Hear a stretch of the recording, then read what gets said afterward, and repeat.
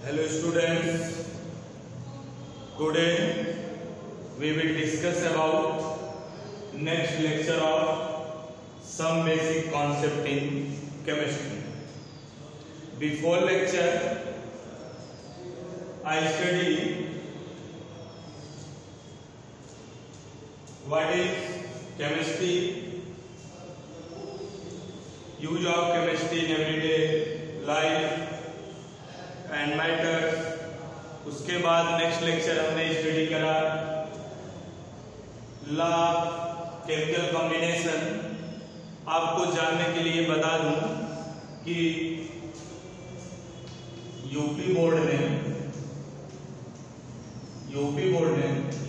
30% syllabus आपका reduce किया है। 30% सिलेबस जो है आपका रिड्यूस किया गया है, क्योंकि आप देख रहे हैं कोरोना पैंडेमिक की वजह से पूरा सिलेबस कवर करना मुश्किल था। अब 30% सिलेबस रिड्यूस करने का मतलब है चैप्टर्स आपके नहीं कैंसिल हुए हैं। जो कैंसिल हुआ है आपका, जैसे some basic concept in chemistry के कुछ टॉपिक्स कैंसिल हुए हैं। मैं आपको यहाँ बताना चाहता हूँ, जैसे आपको मैंने law of chemical combination next lecture में पढ़ाया था, तो उस नेक्स्ट लेक्चर में मैंने देखा कि लॉ ऑफ केमिकल कॉम्बिनेशन को पूरा कैंसिल कर दिया है।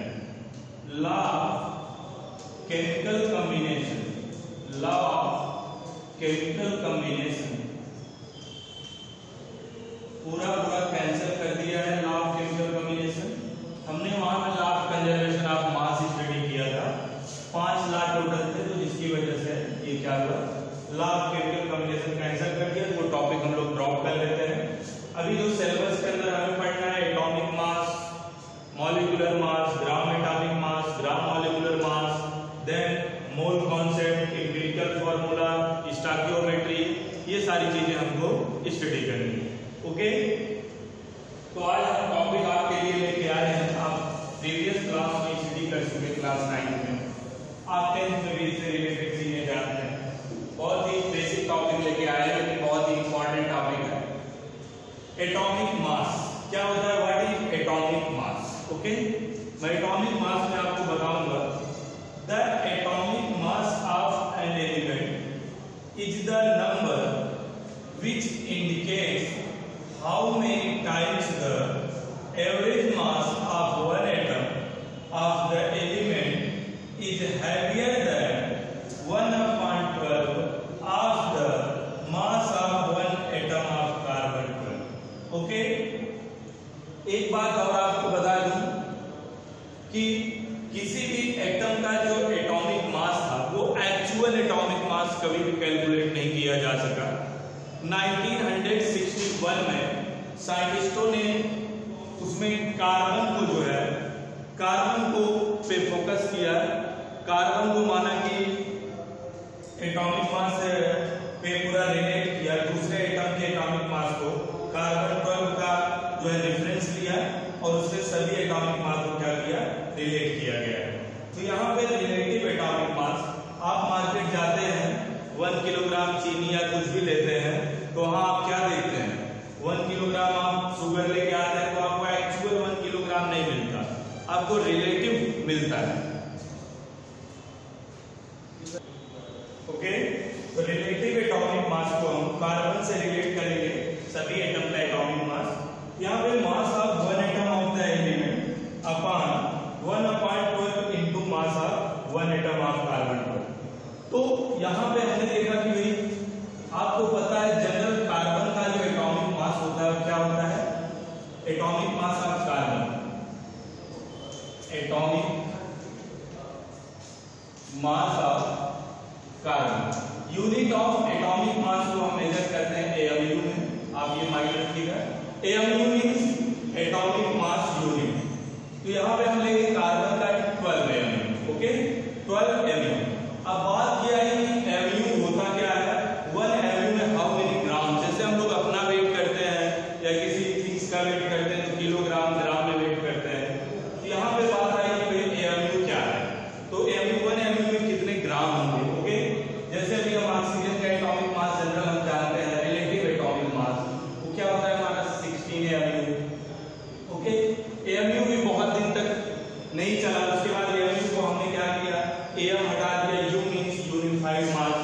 AMU मतलब हो रहा है आपका एटॉमिक, एब्रिविएशन है atomic mass unit.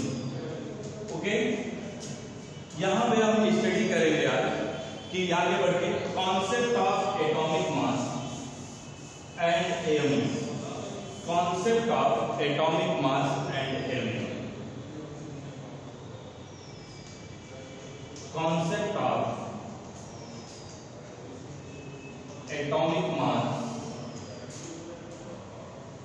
and AMU।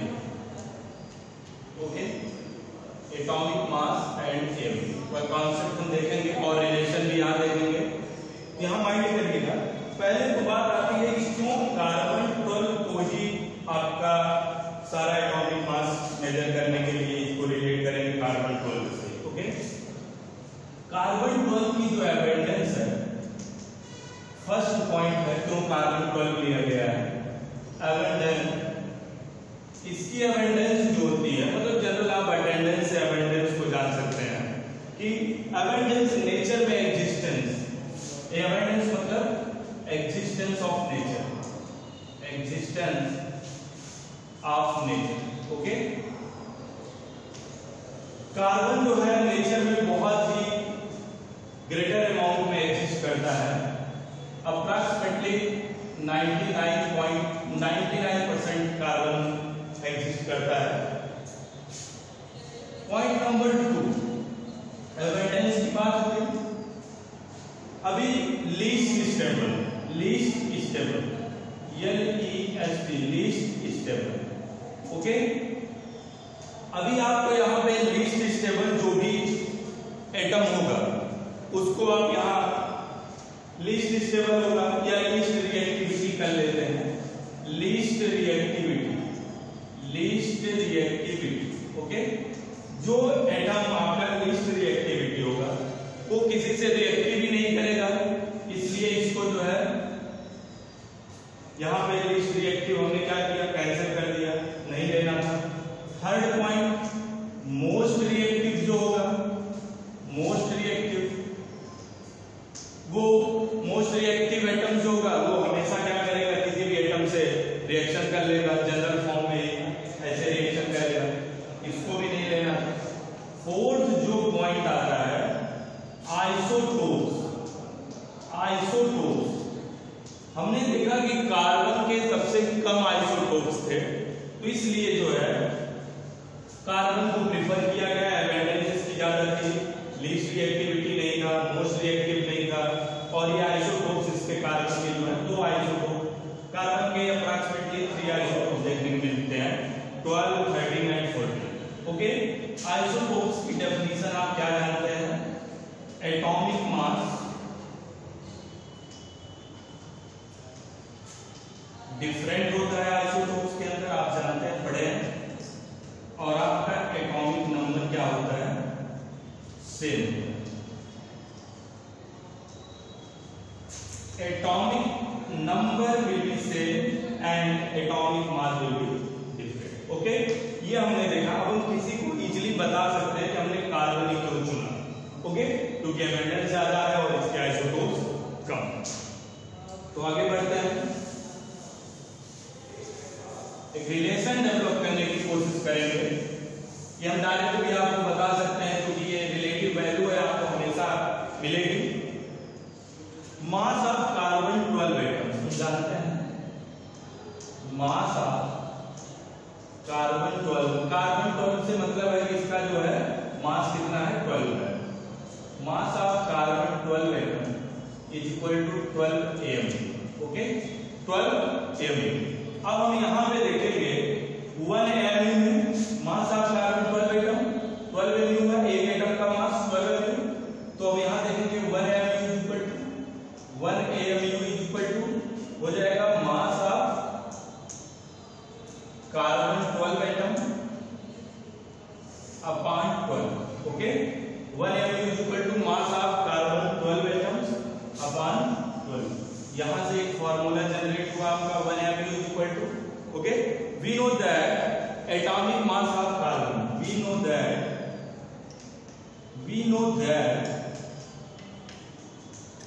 atomic mass of carbon atomic mass of carbon is equal to 12 gram per mole. Okay, 12 gram per mole means 1 मोल के अंदर 1 मोल कार्बन एटम का जो एटॉमिक मास होता है, 1 mole carbon atom का atomic mass 12 ग्राम होता है। Okay, 1 मोल। तो हम जानते हैं वी नो दैट 1 मोल में कितने एटम्स होते हैं, आप पढ़े हैं क्लास 9 में 6.8 Avogadro number 1 mole 6.022 into 10 power 23। Okay, 6.022 into 10 power 23 atom of carbon is equal to 12 gram. Okay, हमने देखा atom of carbon is equal to 12 gram.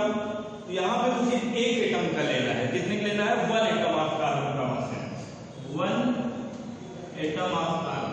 1 atom of carbon is equal to क्या हो जाएगा आपका, 1 एटम ऑफ कार्बन हो जाएगा 12 upon 6.022 into 10 power 23 gram. Okay, 1 atom of carbon की value हो गई 12 अपॉन 6.022 into 10 power 23 ग्राम। आगे बढ़ेंगे, आप जानते हैं आउटसाइड नंबर है 6.02 into 10 power 23, इसको किससे इंडिकेट करते हैं, ये से 12 अपॉन n, हम इसको राइट कर सकते हैं 1 एटम ऑफ कार्बन का लिख सकते हैं 1 atom of carbon 12 upon n। Okay, 6.022 into 10 power 23 12 upon 10 is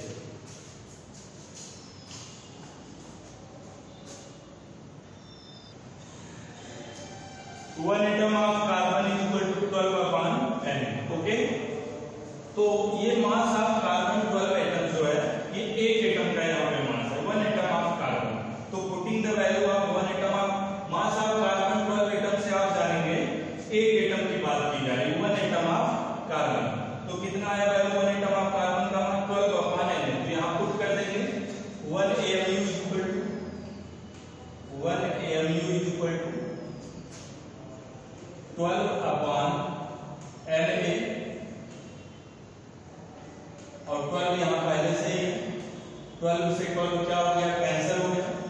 यहां पे आया 1 AMU is equal to 1 upon n।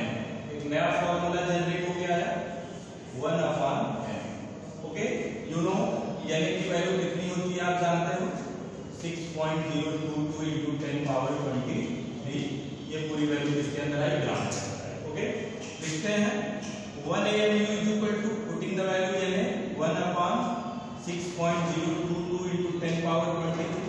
Okay, 10 से ऊपर नीचे ये पूरा ग्राम है, 10 से ऊपर नीचे मल्टीप्लाई हम इसको करते हैं, 10 से ऊपर और नीचे इसको मल्टीप्लाई करेंगे वैल्यू को। यहाँ पे देखिए क्या आ जाएगा आपका, 10 से मल्टीप्लाई करेंगे तो 10 पावर 23 और ये 10 मिलके क्या हो जाएगा 10 पावर 24। देखिए इसको 10 upon 6.022 into 10 power 23 plus 1। Okay, आप जानते हैं कि जो पावर होती है वो ऐड होती है, या आप यहाँ पे देख सकते हैं बेस सेम होने पे पावर क्या होती है, ऐड हो जाती है। ये इसको हम लिख सकते हैं 10 पावर 20। ओके, ओवरऑल इसको सॉल्व करने के बाद रिजल्ट आएगा 1.66 into 10 पावर -24 ग्राम। ओके, क्योंकि ये जो होगा 10 पावर 24 ऊपर जाएगा तो ये क्या हो जाएगा, पावर माइनस में हो जाती है, आपने पढ़ा है। हो गया 1 AMU is equal to 1.66 into 10 power -24 gram. Okay, ये आपका वेरी इंपॉर्टेंट कॉन्सेप्ट है, आप उसको याद रखिएगा। 1 AMU के अंदर जो होता है 1.66 into 10 पावर -24 ग्राम होता है। ओके, फिर यहाँ पे हम देख रहे हैं मतलब कि 1 AMU मींस इसका जो रेफरेंस हम यहाँ पे आपको समझा सकते हैं ऊपर देखिएगा। तो आप यहाँ पे AMU का फॉर्मूला जनरेट है, आप एक रेफरेंस लिख सकते हैं इसके लिए 1.66 into 10 पावर -24 ग्राम पर AMU। मतलब एक AMU में कितना ग्राम होता है। अभी किसी एटॉमिक मास किसी भी एटम का AMU में लिखने के लिए हम एक नया फॉर्मूला AMU जनरेट कर सकते हैं। क्या जनरेट करेंगे, बहुत मास ऑफ एटम इन ग्राम, जिसका निकाल है mass of atom in gram, mass of atom in gram upon 1.66 into 10 power reference से डिवाइड कर देंगे 24 ग्राम पर AMU। Okay, 1.66 into 10 power minus 24 ग्राम पर AMU। ग्राम से ग्राम कैंसिल हो गया आपका, आप देख रहे हैं, तो आपका AMU का फॉर्मूला जनरेट हो गया है मास ऑफ एटम, AMU यहाँ ग्राम से ग्राम कैंसिल हो जाएगा, ये आपका जो रिजल्ट आएगा वो AMU में आएगा mass of atom upon 1.66 into 10 power minus 24। आप इजीली क्या कर सकते हैं, इसको पूरा रिजल्ट किसमें मिलेगा आपको, ये AMU के इक्वल मिलेगा। ओके, तो आप यहाँ भी ये बात जो है इजीली तरीके से राइट कर सकते हैं।